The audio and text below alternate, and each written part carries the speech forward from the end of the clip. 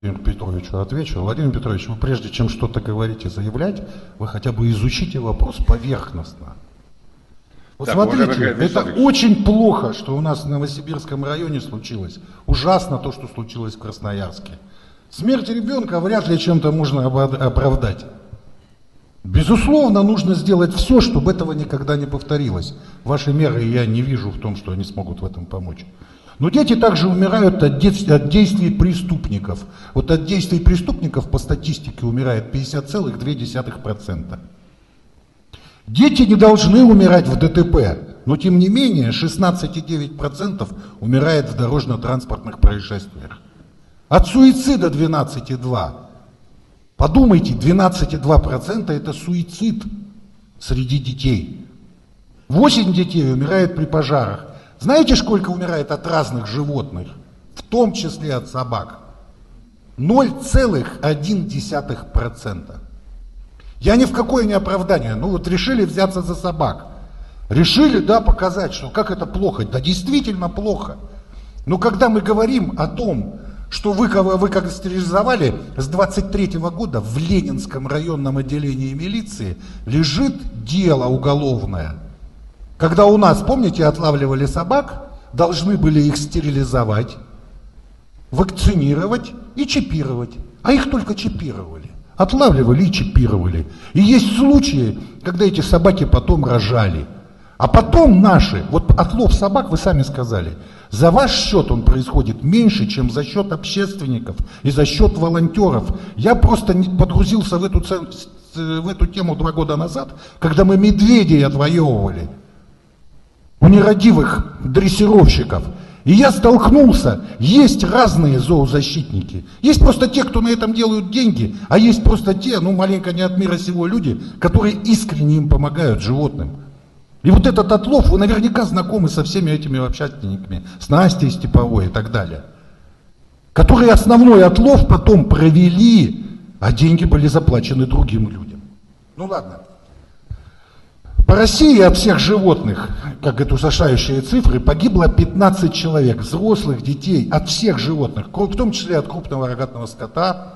Один человек погиб от ядовитого паука, 2 от змей. Причем нападение собак, я еще маленечко добавлю, на людей, 70% это собаки не бездомные, это собаки с владельцами при нарушении выгула. И вы эту статистику знаете.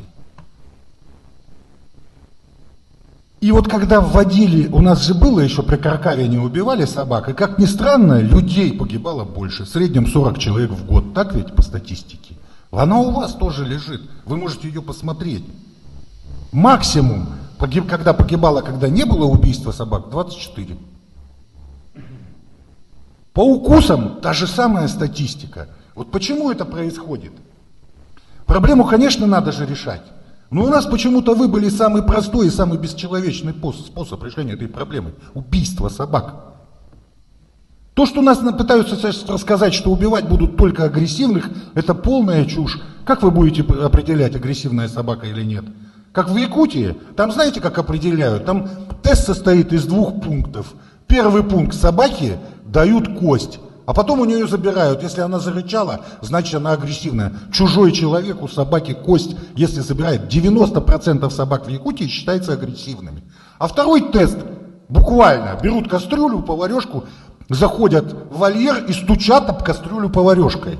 Вот так определяют агрессивность собак. Вот бред, мы так же будем делать? Или как? Или кто-то зоопсихолог, а хватит у вас зоопсихологов, которые смогут это определить?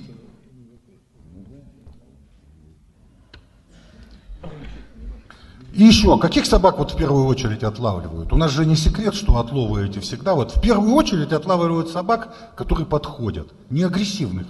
Ей показали кусок колбасы, она подошла, ее погладили, взяли за шиворот и закинули в машину. А агрессивную собаку поймать не так просто. Поэтому в первую очередь в отловы попадут собаки, которые как раз не агрессивные.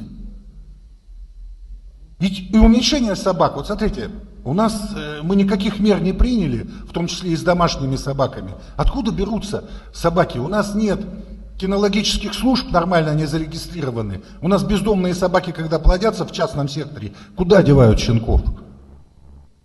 Выпускают на улицу. Я каждый год приезжаю на дачу в мае месяце и вижу, как родители своим детям покупают живые игрушки. А в сентябре я вижу, как эти живые игрушки носятся по проулкам и не знают, что им делать и где им пожрать найти. Вот понимаете, что происходит?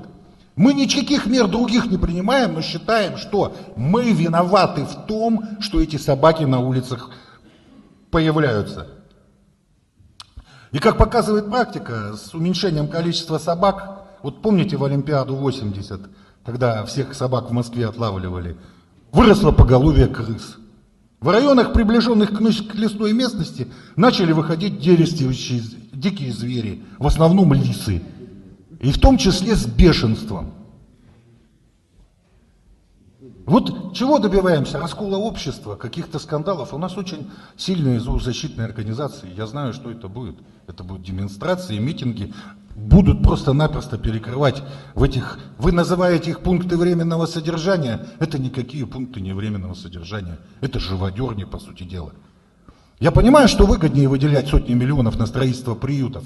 Но вот смотрите, было два... Нам на самом деле ничего делать не нужно. Есть два постановления президента, которые нам нужно исполнить. Одно, про которое я сказал, уже в 23 году.